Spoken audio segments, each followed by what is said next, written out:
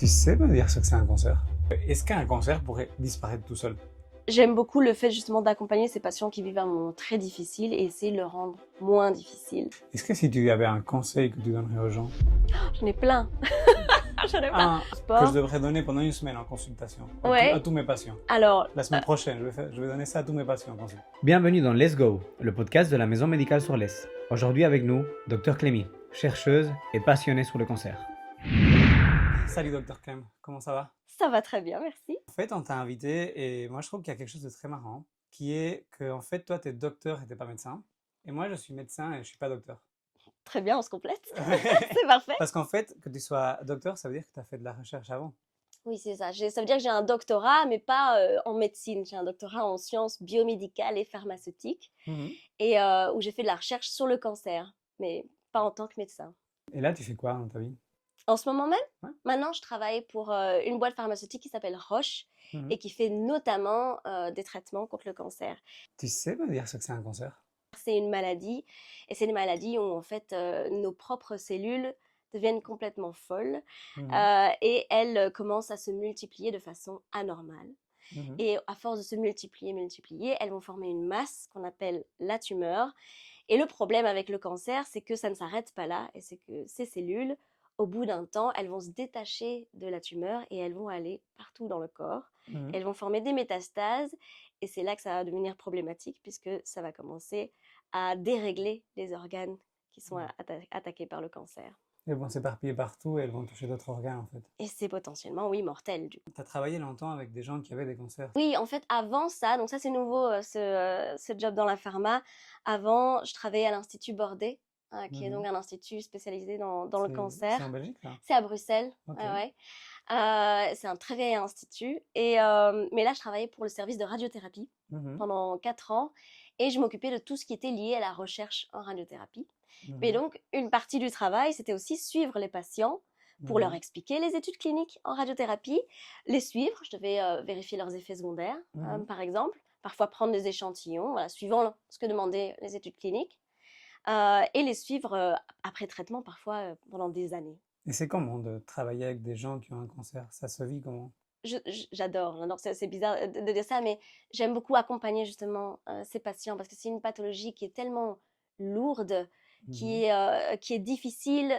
Heureusement, au niveau mortalité, ça diminue quand même pas mal, malheureusement pas pour tous les cancers, mais j'aime beaucoup le fait justement d'accompagner ces patients qui vivent un moment très difficile et essayer de le rendre moins difficile. Effectivement, même si la plupart du temps ça se passe bien, Mhm. on avait des cas où un cancer, ça reste un cancer, et il y a certains cancers qui sont plus agressifs que d'autres, et donc forcément, parfois c'est difficile parce qu'on perd des patients. Et aussi en radiothérapie, on les voit tous les jours pendant des semaines, et donc on s'attache forcément Oui. à ces patients-là, et donc c'est les moments où justement le cancer gagne, ça devient très difficile. C'est pour ça que je ne suis pas restée. C'était dur à vivre. Hein. Enfin, je ne pouvais pas ne pas m'attacher à mes patients. Et donc, voilà, j'avais vraiment un des cas qui m'a le plus marqué et qui m'a fait comprendre que j'étais peut-être pas faite pour justement être si proche des patients. J'avais une patiente qui avait eu un cancer gynécologique Mhm. et qui avait fait de la radiothérapie, et elle n'a pas pu continuer sa radiothérapie parce qu'elle avait vraiment elle avait fait une radiodermite, donc sa peau était extrêmement abîmée par la radiothérapie. Vraiment, c'était jusqu'à la nécrose, c'était terrible, mais ce n'était pas que externe, c'était interne aussi qu'elle avait des gros dégâts. Elle a fini par avoir des douleurs qu'on n'arrivait plus à gérer. Pourtant, on a des spécialistes de la douleur à aborder, et en fait, au final, elle a demandé l'euthanasie. Et elle a voulu que je fasse partie du processus, mais c'était trop difficile psychologiquement pour moi. Ouais. Et je me souviens du matin où elle m'a téléphoné pour me dire au revoir, et j'ai fondu en larmes, mais vraiment. Ouais. Et ça enfin voilà, pendant des semaines, je n'arrivais pas à passer au-dessus. Et puis surtout, à la fin, on a commencé à avoir. Je savais qu'il allait y avoir beaucoup de cas pédiatriques, des sarcomes qui allaient revenir. Et ça, je me dis, wow, les enfants, c'est pas trop, possible. Ouais. Du coup, maintenant, tu travailles toujours avec le cancer, mais tu as préféré de te mettre de l'autre côté. C'est ça. Maintenant, je parle aux médecins, aux pharmaciens, aux infis, mais plus aux patients. Je les croise en salle d'attente, mais je ne... Voilà. Une chose que j'ai l'impression, c'est qu'il y a tellement de nouveaux traitements. C'est hyper encourageant d'un côté. Ouais. Avec l'arrivée de l'immunothérapie, l'hormonothérapie. Et des fois, je me demande si on s'arrête au bon moment, tu vois. Est-ce que tu n'avais pas l'impression qu'il y avait un peu d'acharnement, Mhm. on ne savait pas où s'arrêter quand tu étais de l'autre côté? Ça, c'est une grosse question. Mhm. Et en fait, c'est une question, là encore, j'étais à l'ESMO cette année, donc c'est le plus gros congrès européen sur le cancer. Mhm. Et la question de justement, est-ce qu'on n'est pas parfois en train de trop traiter les patients? Est-ce qu'on ne peut pas faire ce qu'on appelle la déescalation, la désescalation de Mhm. dose? Je le Mhm. fais tout le temps en anglais. Donc. Mhm. C'est une vraie question. Il y a des études qui tendent à montrer qu'effectivement, on pourrait utiliser peut-être des doses plus petites parfois. Ouais. Euh, D'escalade thérapeutique. voilà, ah, Je pense aussi comme merci. ça. Oui, c'est ça, oui. Oui. On disait ça comme... Ah, mais on disait ça tout le temps à l'hôpital et maintenant je sais plus. Mais bon. Réduction de dose, on va dire. Oui, oui, Voilà, c'est ça. c'est ça. Mais c'est pas toujours le cas, hein. Il y a des problématiques où justement on se dit, tiens, on devrait faire plus de doses. Mais euh, la question de la dose, mais aussi du temps, de Mhm. combien d'années on traite, c'est une grosse question. Et voilà, moi de mon côté, je savais que mon expérience, je sais pas si je peux tirer des conclusions, Ouais. mais il y a certaines études qui tendent à montrer qu'on pourrait effectivement traiter moins Moins. dans certains Ok. cas. Et peut-être s'arrêter plus tôt et passer plus facilement en soins palliatifs ou... Oui, il y a des questions, par exemple, nous, dans le cancer du poumon, on fait des traitements avant chirurgie. Et Mhm. la question, c'est, bah ouais, mais quand tout se passe bien, Mhm. voilà, on va opérer et en fait, il n'y a plus rien. Qu'est-ce qu'on fait? Oui. Est-ce qu'on va quand même traiter Traité après? par après, oui. Parce que moi, je te le dis parce que j'ai pas mal de patients, Ouais. enfin j'en ai deux en tête, qui ont justement eu un cancer du poumon. Ah. Et je les ai vus vraiment se dégrader petit à petit. Et je voyais l'oncologue de l'autre côté dire, mais on a encore un nouveau traitement, on en a encore un. Et je me disais, mais où est-ce que ça va s'arrêter? Peut-être Hmm. qu'il serait mieux si on lui disait juste, on va passer en soins palliatifs. Calmons-nous. Ça, Je ne sais pas, c'est une question que je me pose, je suis de l'autre côté, donc oui, voilà. oui, mais je trouve que ça doit toujours être une discussion avec les patients, en fait, au Mhm. final, parce qu'effectivement, le cancer du poumon, on fait gagner du temps, surtout le petite cellule, on fait Mhm. gagner du temps, mais on sait très bien que Mhm. ça va mal finir à un moment. Et donc Ouais, là, je trouve que je pense, en tout cas, quand j'ai mes discussions avec les oncologues, la plupart ont vraiment une discussion avec les patients. Voilà, oui. il y a quelque C'est chose de plus le disponible. consentement, en fait. Voilà, c'est Ouais, ça. Est-ce que vous vous sentez prêt d'y aller ou pas? Normalement, il y a ouais. toujours ces discussions avec le patient. Mhm. Après, ben, il y a le petites cellules, Mhm. il y a pas beaucoup d'options non Il y plus, a d'autres, quoi. oui. Et pour raconter quelque chose de plus marrant, j'ai écouté un peu le podcast que tu as fait avec la nutrition, Mhm. l'alimentation, et tu parlais un peu du sucre. Et tu Ouais. sais, hier en consulte, il y a une femme qui m'a dit, mais moi j'ai un cancer et si j'arrête de manger du sucre, est-ce que je vais donner moins à manger au cancer et du Hmm. coup, j'aurai moins de chances qu'il se multiplie? Est-ce que c'est vrai ça? Ça, c'est une question que j'avais tout le temps aussi quand Ouais, j'étais abordée là. Oui, les gens font une obsession avec le sucre. oui, mais c'est parce qu'il y a beaucoup de choses qui tournent, et notamment dans les réseaux sociaux. Ouais, Il y a beaucoup cette notion de oh le sucre, il faut pas y toucher, c'est très mauvais. Et, euh, et en fait là, je trouve que c'est là que c'est important d'éduquer les oui. patients C'est sur pour ça ces que c'est super chouette problématiques. la chaîne que tu fais. Oh, merci. Mhm. Mais effectivement, du coup, c'est important, je trouve, de rappeler à ces patients-là qu'on ne peut pas sélectivement empêcher, allez, si on arrête le sucre, on va pas arrêter le sucre que pour nos cellules cancéreuses. On Mhm. va arrêter le sucre pour tout notre corps. Le problème, c'est que c'est justement, enfin, allez, c'est nos briques de survie. Donc, ça va donner de l'énergie à notre corps et on a besoin d'énergie, surtout quand on est en traitement contre le cancer. Et la problématique, c'est donc limiter ses apports en sucre. C'est toujours une bonne idée, hein, faut pas aller Mhm. trop dans sa glycémie de toute façon, parce que une glycémie trop haute, ça peut même parfois interférer avec des traitements, mais il faut pas se priver.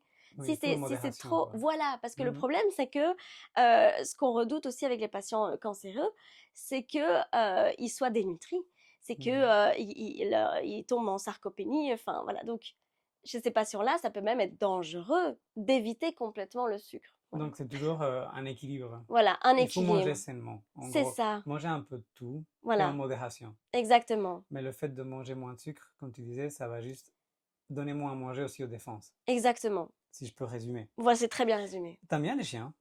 J'aime tous les animaux. Est-ce que les chiens peuvent avoir des cancers? Les chiens peuvent avoir des cancers, oui, il y a même des races qui sont plus à risque de certains cancers. Mhm. Il y a certaines races qui sont plus à même de développer des cancers du cerveau, des Mhm. cancers cutanés, ça il y a beaucoup apparemment chez les... bon, je suis pas Ouais, vétérinaire, ouais. mais je m'étais posé la question et il y a certaines races qui ont beaucoup de cancers cutanés. Mhm. Et alors là, il y a, autant voilà, il y a des traitements par cryothérapie, on peut faire la radiothérapie pour les animaux. Oui, Voilà, donc le traitement ressemble un peu aux adultes. ça Tu vois où je veux en ressemble. arriver, hein. Il y a pas mal de gens qui parlent du fait on pourrait trouver des cancers, on pourrait diagnostiquer un cancer avec les animaux. C'est vrai ça? Alors, oui, donc il y a des études, c'est vrai qu'il y a des études qui utilisent des animaux pour repérer des cancers chez l'humain. Ouais. Et par exemple, il y a des études qui ont utilisé les chiens et qui les ont entraînés, parce qu'à chaque fois, c'est pas inné, hein, il faut les Mhm. entraîner un peu. C'est trop Et marrant. oui, alors il y a eu ça pour, je crois, le cancer du poumon, où c'était le chien devait renifler Mhm. la laine Ouais. des patients. Il y avait aussi le cancer de la vessie, où c'était sentir l'urine des patients. Et il y a des études qui tendent à montrer que bah, ils arrivent à détecter. Mais je me dis, qui euh, était la première personne qui a décidé ça, quoi? c'est une excellente question. Il s'est dit, non, mais je vais utiliser mon chien pour voir si j'arrive à Oui, après, diagnostiquer un cancer. est-ce que c'est quelque chose qu'on va utiliser en clinique? Je suis pas sûre. Pas tout de suite. Tu sais, la plupart des questions qu'on pose ici dans le podcast, c'est des patients qui nous posent Ah, bah, en très bien. consultation, en fait. Hmm. Ou bien ils nous envoient un commentaire dans une des vidéos qu'on a fait, Ouais. ou bien dans les vidéos qu'on fait avec ma télé, parce qu'on a une collaboration avec ma télé. Une fois Mhm. par mois, on apparaît dans le programme Sapapi à 18h45 le Mhm. vendredi. Et on parle de quelque chose qui a à voir ou bien avec le podcast qu'on a fait pendant la semaine, ou bien de capsules qu'on a lancées en ligne. Et on a fait une vidéo sur la vaccination il y a 2 semaines. Ouais. Évidemment, on adore les haters, Ah, les gens nous non. détestent, si tu veux. Ouais. Et je ne sais pas si tu as déjà entendu parler des turbocancers. Ah, oui. Oui, Mais oui, mais alors, je sais que bah, c'est vrai que depuis Covid, le mot vaccin, c'est devenu un gros mot. ouais, Et c'est dommage parce que quand même, la vaccination, elle nous a sauvés de pathologies. Enfin, c'est indéniable. Mais depuis Covid, il y a une méfiance énorme mhm, envers les vaccins parce qu'il y a eu aussi un manque d'éducation. Et donc, et c'est normal, je veux dire, les gens ne sont pas au courant de comment on fabrique un vaccin et mhm, pourquoi. Et il y a des questions tout à fait légitimes. Pourquoi ça allait si vite alors que pour telle pathologie, on n'y arrive toujours pas? mhm. Et, mais on peut répondre facilement à ces questions, mais c'est vrai que c'est. Voilà. Moi, je leur dis souvent, en fait, parce qu'il y en a pas mal qui ont peur, par exemple, quand j'injecte le vaccin pour la grippe, quand je Mhm. fais une injection du vaccin du Covid, je leur dis, je suis en train de vous injecter la roue d'une voiture. Mhm. Imaginez, vous prenez une voiture, vous la cassez, vous mettez Ouais. la roue. Avec une roue, on ne peut pas faire une voiture. Ah, Donc, c'est bien expliqué. Ouais, la ouais. roue ne va pas vous faire. Vous ne pouvez pas tomber malade en vous Mhm. injectant une roue, parce qu'il manque toutes les pièces de l'engrenage. Ouais. Mais bon, ils partent du principe qu'on leur met de l'aluminium, Oui. que avec cette roue-là, ils vont plus facilement avoir des cancers. Et dans Mhm. cette région-ci, je ne sais pas ce qui se passe, mais j'ai pas mal de patients qui me parlent de ce fameux turbo-cancer où en 2 ans, ils sont morts. Ça arrive, on a un coup juste après la Mhm. vaccination. Ouais. Il faut savoir qu'on trouve rien Il dans y la a littérature scientifique. Non, non, justement, je dirais évidemment, tout ça, c'est très, très surveillé. Donc, s'il y avait vraiment une association, Mhm. il y aurait eu une alerte, quoi. Et il y a plusieurs organismes qui, justement, sont chargés de cette surveillance et personne n'a détecté quoi que ce soit. Alors, il y a eu des cas qui ont été rapportés dans la littérature. Il me semble que c'est certains cancers du sang, Mhm. mais ils étaient déjà là. Et puis Oui. la vaccination est arrivée et voilà, il y Mhm. a certains cancers qui auraient été accélérés, mais c'est une proportion Oui. infime. Moi, j'ai fait un case report, donc j'ai publié un cas quand je travaillais au Luxembourg Ouais. sur une aplasie médullaire, donc les cellules du sang qui avaient disparu Mhm. après l'injection d'un vaccin de la grippe. Mais c'était un patient qui avait déjà de base des problèmes dans le sang. Il Ouais. avait une... ah, j'ai oublié le nom. Quand toutes les cellules sanguines s'entassent là, tu vois. Qui arrive Ah, souvent chez les patients dans les oui. zones où il y a la malaria. Ça s'appelle... Attends. euh, Euh, tu vois, c'est en fait les cellules du sang, oui, oui, elles n'ont oui. pas la bonne forme, elles sont un peu... Et drépanocytose? c'est ça. Mm. C'était un patient qui était drépanocytaire, Oh, qui oui. avait d'ailleurs souvent des problèmes de santé. Mm, On lui a fait le vaccin pour la grippe. Et sur le vaccin de la grippe, il a fait une aplasie médullaire, donc il a perdu ses cellules du sang, mais c'était le seul cas qui a été publié mm. Ah, pour un enfant. intéressant. Ouais, c'était trop intéressant. Mais bon, c'est un cas Oui, et on ne trouve voilà, rien d'autre dans la littérature, donc il ne faut pas commencer à se baser sur ça, quoi. Et c'est pas un exactement. cancer non plus, de toute façon. Oui, non, non, mais voilà, mais je dirais, Et ça, c'est résolu tout seul, hein. Après une semaine, ah, c'était passé. en plus, donc Oui, donc voilà. non, non, non, Mhm. il y a deux, trois petits case reports par-ci, par-là, mais dans tout, Mhm. on pourrait trouver alors des liens sur tout et Oui, n'importe quoi si on se basait sur des trucs qui sont statistiquement pas oui, oui. Non, mais significatifs. comme quoi, c'est ça. Ouais, Il faut pas commencer à stresser. non. Et on a parlé des turbocancers, dans les cancers qui arrivent tout de suite, qui n'existent pas. Non. Et est-ce qu'un cancer pourrait disparaître tout seul? Ah, j'adore cette question. Ouais, hein? Parce que effectivement, c'est le cas. C'est très rare, hein, c'est très très rare. Mais il y a quelques cas qui ont été décrits dans la littérature. Mhm. Et d'ailleurs, et c'est étudié depuis un certain temps, mais il y a même des cancers super agressifs, comme le Ouais. cancer du pancréas, Mhm. euh, où il y a effectivement, sans traitement, Ouais. il y a eu une disparition de la tumeur, du cancer. Et alors, on s'est penché justement sur donc la théorie derrière. Mhm. Ce qu'on voit dans la plupart de ces cas-là, ce qu'il y a de commun, c'est qu'ils ont fait une forte fièvre. Donc souvent, ils ont chopé une infection à l'hôpital, par exemple, Ok. et ils ont fait une forte fièvre qui a duré. Et quand il y a même des cas où on a pu regarder Ah, vraiment c'est au trop niveau, intéressant. ouais, ben en fait, on a remarqué qu'il y a une infiltration énorme Oui. des cellules immunitaires dans la tumeur. Et Oui, oui, donc oui. on se dit, ah mais ok, C'est le système immunitaire qui a marché à fond la caisse, qui quoi. s'est Ouais. réactivé super fort et qui a pu cibler le cancer. Parce qu'on sait que le cancer arrive à se rendre invisible dans certains cas Ouais. et au système immunitaire. Et donc là, le fait d'avoir une infection, ça a réveillé le système immunitaire et ça a attaqué le cancer. Trop bien. Voilà, en tout cas, c'est l'hypothèse C'est la plus génial, hein? probable, mais c'est... Alors maintenant, ce qu'on essaye de faire, c'est comment on peut utiliser ce phénomène. Est-ce Mhm. qu'on peut recréer ces conditions pour trouver un traitement aussi efficace contre les cancers, surtout comme des cancers contre le pancréas? Donc c'est... Si c'était possible, ce serait génial. Il y a Ouais, des recherches il y a là-dessus? beaucoup de recherches C'est... là-dessus. Ouais, Ah, ouais. trop bien. Et on parle de le corps qui va un peu se défendre tout seul. Beaucoup de patients me demandent s'ils pourraient arrêter leur chimio et utiliser de l'homéopathie à la place. Alors, il y a rien Oui, en oui, niveau je mets les pieds dans le littérature. plat, Non, hein. mais non, mais c'est très bien et c'est Oui, important oui, d'adresser oui, ces oui. questions parce qu'effectivement, c'est des questions qu'on entend beaucoup. Oui, oui. Moi, j'entends beaucoup, mais pas que l'homéopathie, un peu moins maintenant. J'entends beaucoup des trucs vraiment très spécifiques comme oui, mais j'ai vu sur TikTok que le corosol, cette plante-là, ou alors qu'il fallait prendre des jus d'ail pressés tous les matins. Voilà, Oui, le vinaigre à jeun. il y a énormément ou de citron. Voilà, Ouais, il y a ouais. énormément Quoique le vinaigre à jeun pour maigrir, apparemment, il y a un peu d'évidence scientifique dessus. Mais pourquoi pas pour maigrir? Mais Mais là, pas on veut pour le pas maigrir. cancer. Oui, On veut pas pas pour maigrir pas pendant pour la le cancer. cancer. Ouais.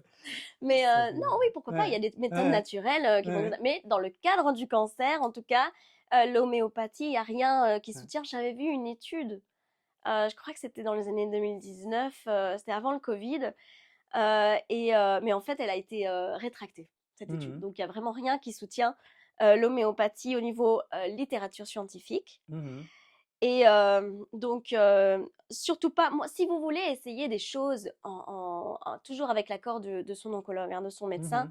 mais si vous voulez prendre des jus de betterave, Faites-le en plus de la chimio. oui, exactement, en complément, et tant que, alors attention, parce qu'il y a des choses qui peuvent interférer avec les médicaments, hein, et Oui. je pense par exemple au jus de pamplemousse, enfin, le Oui, le pamplemousse, jus de pamplemousse, c'est une catastrophe, hein. Moi, j'ai déjà eu voilà, des grossesses non désirées à cause du jus de pamplemousse, eh hein. ben oui, Parce que ça, je sais pas comment ça marche. Probablement que toi tu le sais parce que tu fais de la recherche.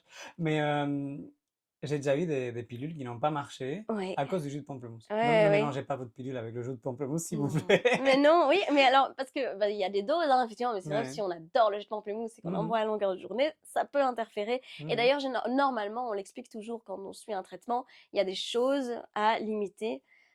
Et oui, le pamplemousse, ça peut être le cas. Mais donc, si on vérifie, voilà, j'ai vu sur Internet qu'il y a cette super cure de jus de citron une fois par jour. Bon, allez, même moi, je crois aussi très fort en l'effet placebo. Et donc, si mhm. ça peut aider d'une quelconque manière la bioénergétique ou quoi, tant que ça ne fait Oui, pas de oui. mal au traitement de base, Mhm, voilà, il n'y a pas de... mhm. Pour rappel, l'homéopathie, ça se Hmm, base sur la mémoire de l'eau. ouais. Donc, en gros, ce qu'ils font, c'est qu'ils vont prendre une molécule, ils vont Hmm, la diluer dans l'eau, hmm. Et imaginez-vous qu'on prend une goutte de cette molécule-là et on la met dans la mer. Il faudrait diluer cette goutte-là 4 fois dans la taille de l'océan Atlantique et après reprendre ça et le mettre dans un flacon. Et ça, ce serait le médicament. Donc en gros, vous prenez des gélules de sucre. Oui, c'est ça, C'est c'est de ça. l'eau sucrée. Oui, Oui, c'est du sucre cher. non. Oui, voilà, oui, en C'est plus c'est cher. ouais, c'est super Mais cher. après, voilà, effet placebo, moi je me dis, il y a des Mhm. patients qui, voilà, qui ont Oui, après, si besoin, ça leur ça. fait du bien, moi, j'ai pas de souci, hein. Voilà, Franchement, si vous avez l'impression d'aller mieux, allez-y. c'est ça. Mais ici, on est dans une région où il y a pas mal de problèmes avec l'argent.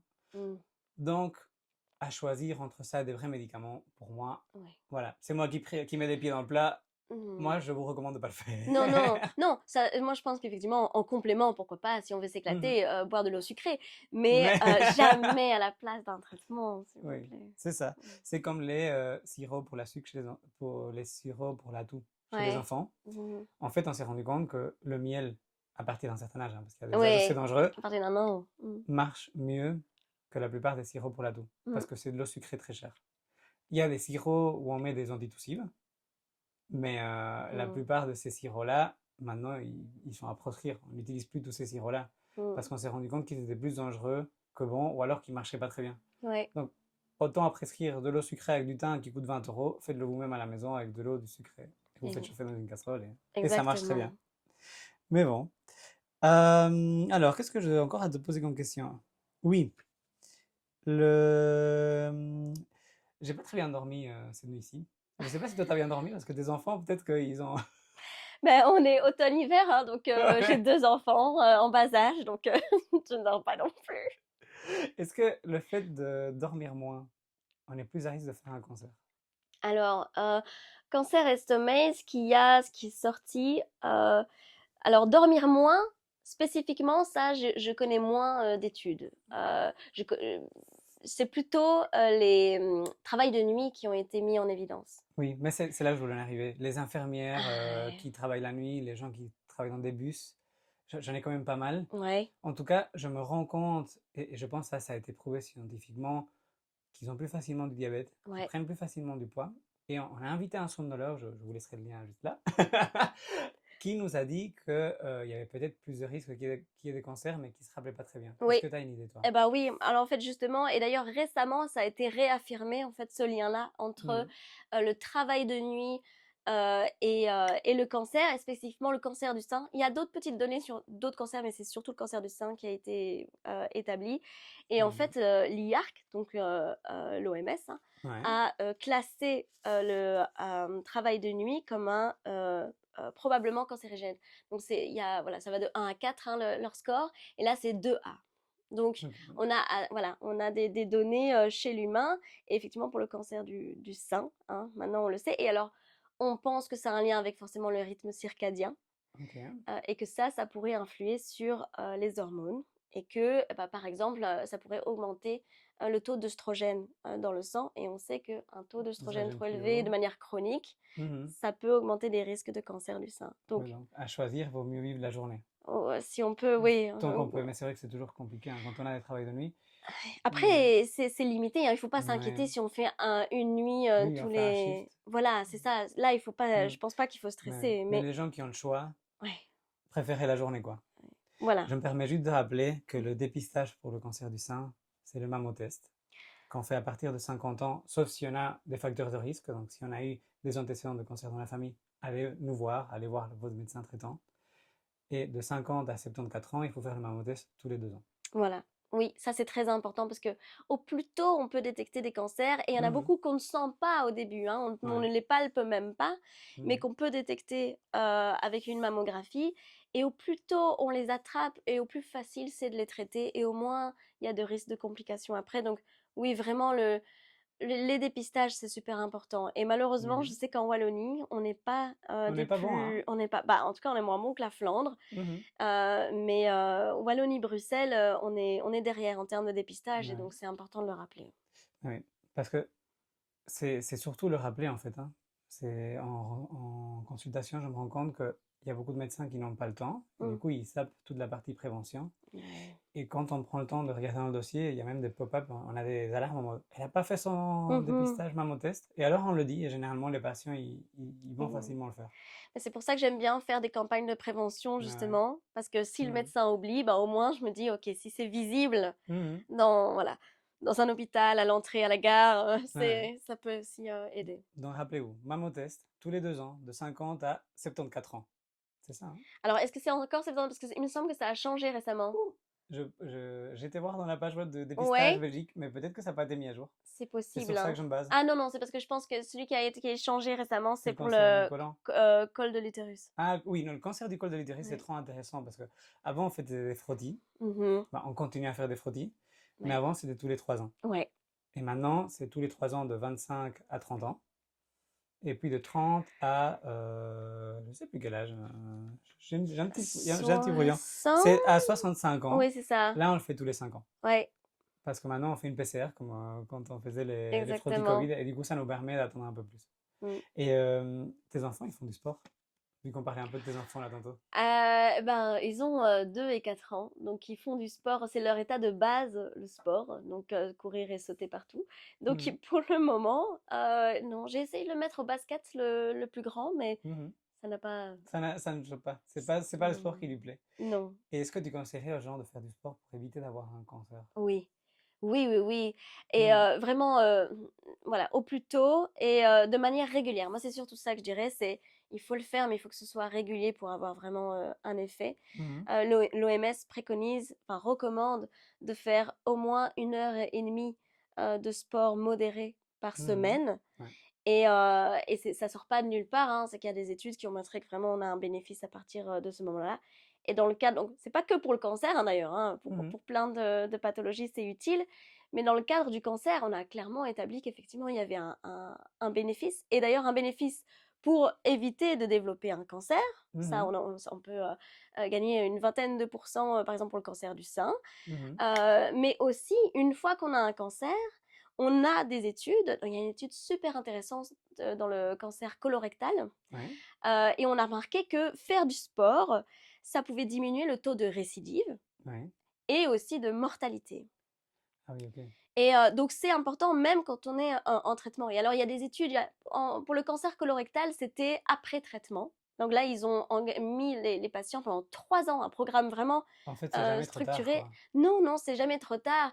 Et vraiment, c'est important de le faire. Mais voilà, c'est que ce soit même pendant le traitement, en fait. Il y a des études qui montrent que Mhm. ça a un bénéfice. Donc, voilà, après, à voir avec le kiné quel type de sport ou d'activité physique, mais il faut surtout pas, oui, Ah oui. c'est un gros problème de notre société, on ne bouge plus assez. Non. Et pourtant, 1 heure et demie, c'est même pas une demi-heure par jour, hein.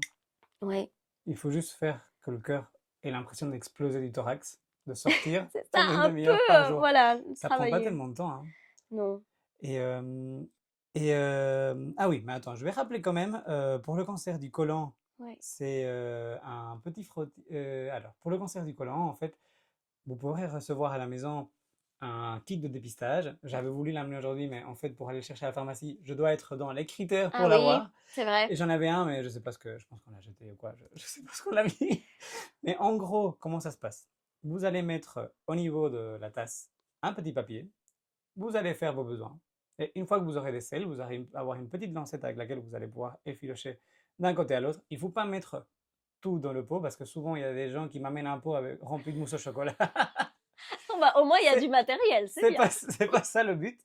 Et avec ça, on va voir s'il y a du sang dans vos selles. Et dans ce cas-là, Mhm. il faut faire une colonoscopie. Voilà, Ça se fait tous les 2 ans, à partir de 50 ans. c'est ça, jusqu'à 74 ans, je pense. C'est ça. Mais après, je sais qu'il y a des gens qui paniquent très vite s'ils voient du sang dans les selles, même s'ils le voient. Donc là, effectivement, Oui. même si on le voit pas, on va le détecter. Mhm. Mais c'est pas forcément un cancer colorectal. Non, non, Donc non. il y a d'autres possibilités avant ça. Oui, il y Mais a les hémorroïdes déjà. ouais, voilà. Et il y a souvent des gens qui ont des hémorroïdes en Belgique parce qu'on a tendance à être très constipés. Voilà. Mais donc Mhm. c'est quand même effectivement un signal d'alerte aussi. Hein. Il faut Mhm. toujours investiguer, mais il faut pas non plus trop paniquer. Mais oui, le cancer colorectal, c'est malheureusement aussi d'ailleurs, on a eu un petit signal d'alerte sur les moins de 50 ans, parce que c'est un cancer qui augmente chez les moins de 50 ans. C'est Le vrai. cancer digestif, ouais. Il y a Euh, des raisons pour ça, on sait. on pense que c'est multifactoriel et on a des suspects. l'obésité, justement, le manque Oui. encore une fois, d'activité physique, Oui, bonne euh, alimentation, oui, comme on disait là les tantôt. aliments ultra transformés. Voilà, on a Mhm. des suspects, mais encore rien de complètement établi. Entre ces suspects, il y a le tabac, la Euh, cigarette. Le tabac, bon, le tabac, c'est l'habituel, mais je pense que pour les cancers digestifs, c'est pas forcément le tout premier Mhm. qui est. Mais on sait que pour le cancer du pancréas, par exemple, il y a des liens. Mhm. Donc oui, de toute façon, si on peut arrêter de fumer, c'est déjà beaucoup diminuer son risque de cancer, effectivement, parce que le tabac est lié à plusieurs cancers, hein, plus d'une douzaine de cancers différents. Donc Qu'est-ce que le tabac abîme le plus? le tabac, c'est vraiment le facteur principal du cancer du poumon. Non, c'est vrai que ça a l'air assez logique, mais... Ouais, 9 cas sur 10, Mhm. c'est à cause du tabac. Donc Mhm. vraiment, si on peut l'arrêter ou au moins le limiter, c'est surtout qu'il n'y a pas de mauvais moment pour arrêter de fumer, hein. Il y a des gens qui se disent, ouais, mais je fume depuis 20 ans, Mhm. même si j'arrête maintenant, ça va rien changer. Ben non, c'est complètement faux. Il y a une marche arrière? Et il y a alors, ça a des limites évidemment, hein. Faut Mhm. pas, surtout si on a fumé, ça dépend combien de temps on a fumé, qu'est-ce qu'on a fumé, mais bon, on va pas revenir complètement en arrière, mais Oui, on va limiter les dégâts. Et c'est les génial. poumons peuvent se régénérer un petit peu, enfin se régénérer, oui, Oui. se réparer Mhm. un petit peu, et ça peut arriver très vite. Donc après déjà des premières semaines d'arrêt, on peut avoir une meilleure fonction respiratoire. Donc En voilà, faisant du sport, en plus, on peut muscler tout ce qu'il y a autour c'est ça. et récupérer aussi de la fonction respiratoire qui nous Ouais, manquait. exactement. On peut diminuer encore aussi son risque de développer un cancer du Mhm. poumon si on fait aussi de l'activité physique, parce qu'on va effectivement jouer sur Mhm. notre fonction pulmonaire. Mais oui, donc le tabac, c'est vraiment si on doit éliminer quelque chose de notre style de vie, c'est tabac et alcool, c'est les premiers à enlever. Mhm. Est-ce que si tu avais un conseil que tu donnerais aux gens, J'en ai plein, j'en ai plein. un qui te Oh, botte, ben on a déjà parlé du sport, ça c'est vraiment, c'est là quand je vois toutes les études, c'est vraiment le mhm, sport, le que je sport. devrais donner pendant une semaine en consultation à Ouais, tous mes patients? alors, La semaine prochaine, je vais donner ça à tous mes patients en consulte. activité physique régulière et je Ouais, dirais privilégier les produits moins transformés ouais. et vraiment faire attention de manger au moins 300 En grammes de gros, fruits et légumes. produit non transformé, c'est tout ce que notre grand-mère verrait et elle ne dirait pas, je ne connais pas ce machin. Comment est-ce qu'on peut acheter ça en magasin? C'est ça, mais prendre, voilà, plutôt qu'une pizza, et ben, limite, vous pouvez faire la pizza vous-même. Bon, ça prend plus de temps, je suis d'accord, Ouais, mais essayez de faire euh, tout soi-même, quoi. voilà, essayez de prendre les choses qui ont été le moins industrialisées Oui. possible. Au plus on fait tout depuis le début, au mieux c'est. Parce qu'au C'est final, c'est ça. plus sain de base, hein. Imaginons qu'on a envie de manger des frites. Si on les Mhm. achète congelées, ça va nous mettre 5 minutes. Si Ouais. on les fait nous-mêmes, on doit acheter les pommes de terre, les peler, les couper, les frire, nettoyer Ouais. la casserole. Oui, Parce que oui. bon, avec une air fryer, peut-être qu'il y a moyen. Ça dépend des air fryers, mais ouais, ouais, c'est Pourquoi il y a vrai. des air fryers qui sont dangereuses? Bah, c'est-à-dire que si j'achète un air fryer sur Alibaba et qu'en fait il a un revêtement, C'est vrai? oui, je trouve qu'il faut se méfier parce qu'il y a des air fryers qui ont justement un coating, Oui, le Tefal, là. voilà, donc il faut faire attention Ça peut être avec ça, cancérigène? avec des plastiques et tout. Bah, on sait que les microplastiques c'est aussi toute une problématique. Ah ouais, ouais. Donc voilà, après ça enlève certains problèmes de trop, allez, euh, je trouve pas le mot que je veux, mais au mode de cuisson, effectivement, Oui. ça peut être mieux.